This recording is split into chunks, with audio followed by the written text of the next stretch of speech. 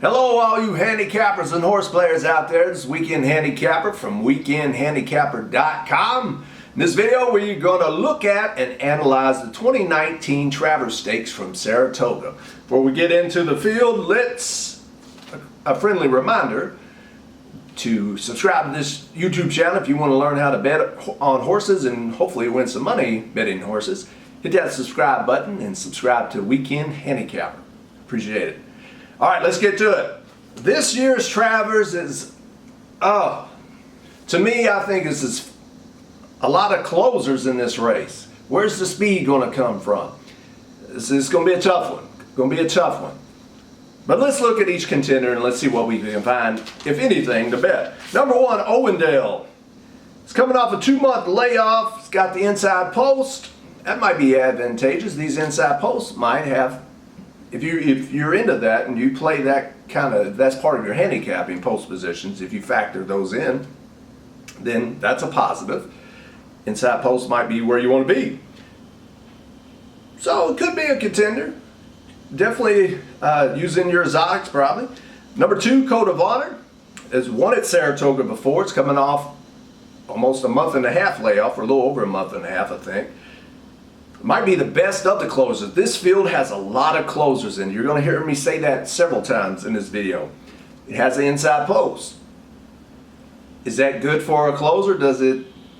Is that a good thing for closers to be on the inside? Definitely use in the exotics, number two, Code of Honor, if not a win bet. I think this is a serious horse. Number three, Highest Honor. So a couple of honor horses in here. I think it might be trending in the right direction. Again, the inside post might be an advantage. It's 1, 2 of 3. So Chad Brown, he's been on a tremendous streak. Now some people don't like to bet Chad Brown on dirt as much as they do turf. It's very chalky on turf. So you got to factor in, if the general public or handicappers see Chad Brown training a horse, it might be over bets. Morning line 10-1. So it could be a possible underlay, meaning it's post time odds might be not as valuable as they should be because the public's betting them down because of who the trainer is. If you think this horse is going to keep projecting upward, then it's going to be worth a shot, especially drawing this inside post. But another closer. Number four, Laughing Fox, another closer. I'm going to finally skip one, even though it's trained by Steve Asmussen. Number five, Everfast, Pass Again. So what I'm seeing is we have a few contenders on the inside. The middle of the field might be play against horses or past horses. So number 4 and number 5. Number 6, Tacitus. What do you do with Tacitus? When is this horse going to get back to a winning form? You can look at it two ways. This horse finds trouble all the time and gets itself in trouble and comes close but no cigar, kind of a horse.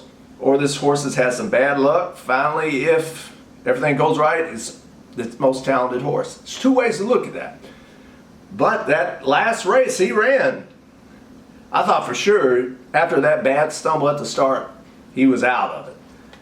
And the horse almost won. That was very impressive. Very impressive.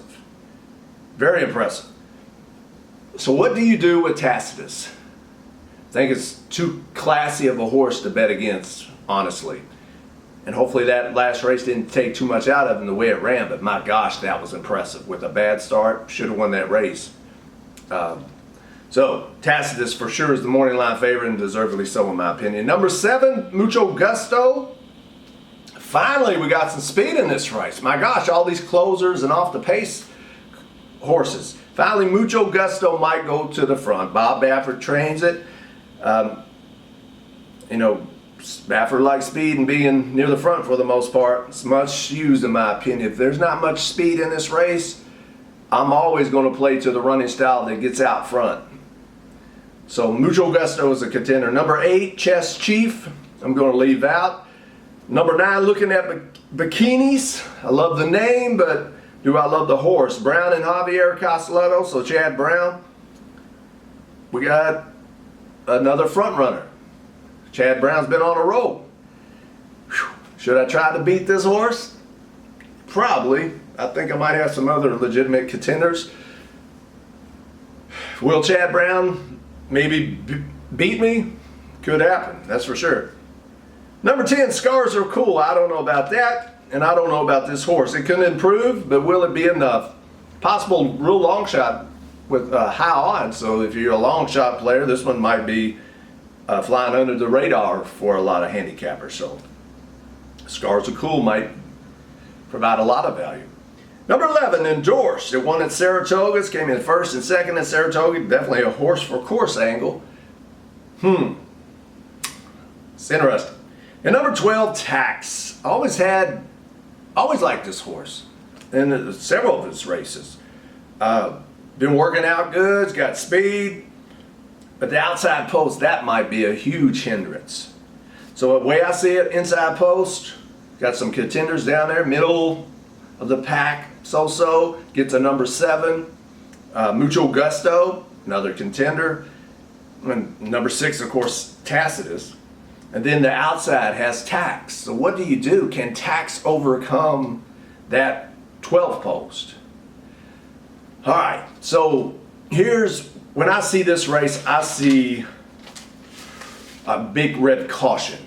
I saw it, kind of saw it in the Pacific Classic, 2019 Pacific Classic, not Specific Classic, at Del Mar. I do not like races that are full of closers. I'm a big believer in pace handicapping. I love races where you have a few front runners, some closers, some mid-pack horses, and you try to figure out those scenarios. When you got a lot of closers, you're relying on the jockeys to who's going to go out front. If everybody has the same mentality, if you want to watch the Pacific Classic video that I created in 2019, check it out, because I say the same thing. A lot of times jockeys, all right, nobody's going to get to the lead, let's go out and get to the lead. And if that, chaos ensues. The Pacific Classic was wide open. I didn't have a good, yeah, sure, I picked some horses, but my gosh, anybody could have won that race, and anybody did win that race, in my opinion. Huge prices. Same thing might happen here. We got a few front runners, or they're not even really front runners, just kind of near the lead. Tax, Mucho Gusto, Watching Bikinis, I think what that was called. Yeah, looking at bikinis. I don't care what it is, as long as the bikini's involved. But the rest are closers, so I hate gambling on closers unless there's a lot of early speed. So big red caution flag to me with the Travers. So whatever I'm going to pick, doesn't necessarily I'm going to bet, because to me, races like this I stay away from. Honestly, y'all, stay away from. But based on pace scenarios, based on post position, based on early speed, here's some contenders, I think. Number 7, Mucho Gusto. Hopefully it'll get out to the front. It's not an inside post. It's not a far outside post. That might be your value. Number 12, Tax. Like this horse. Ran really good last time. Coming off a win. But will that 12 post be a hindrance? But that running style might be advantageous. Number 6, Tacitus, of course. Probably the best horse in the race. Can he finally put it together to actually win and stay away from trouble, stumbling at starts and traffic trouble and all that sort of thing? Number 2, Code of Honor, I think is a really good closer. So if you don't bet it to win, definitely underneath in exactas, trifectas, superfectas, same way with number 3, Highest Honor. The bikini horse, looking at bikinis, interesting underneath. Number 11, Endorsed, is interesting underneath. So I don't have a strong opinion, and I don't want anybody to lose any money based on what I say in this race, because it's wide open. All these closers I'm very cautious of. But I might put a few bucks on Mucho Gusto, depends on what Tax's price is. Might put a few bucks on that. If you're a vertical player, so exactas, trifectas, superfectas, that number 2 and number 3 is very, very interesting as closers are to be factored in. So bet how you like. I do not have a strong opinion in this race. It's a shame that a lot of these horses that were projected to be in the Travers didn't make it to the Travers. But we will see how it goes. We'll see what kind of value we get, that sort of thing. But it's wide open, in my opinion. So I would love to hear who you like in the 2019 Travers Stakes at Saratoga. Please leave a comment below, like this channel, hit subscribe, of course, hit that notification button. Check out weekendhandicapper.com for all the tools, tips, resources, and tutorials. So I'm thinking very cautiously, number 7, Mucho Gusto, number 12, Tax, Tacitus, of course, and the 2 honor horses. But tread very, very carefully. I know I am. I might be more of a fan than a gambler on the 2019 Travers. Wait for other races that I can figure out the pace scenario and I kind of have a clue what's going on. If you play though, good luck to you. And as always, happy handicapping and smart wagering.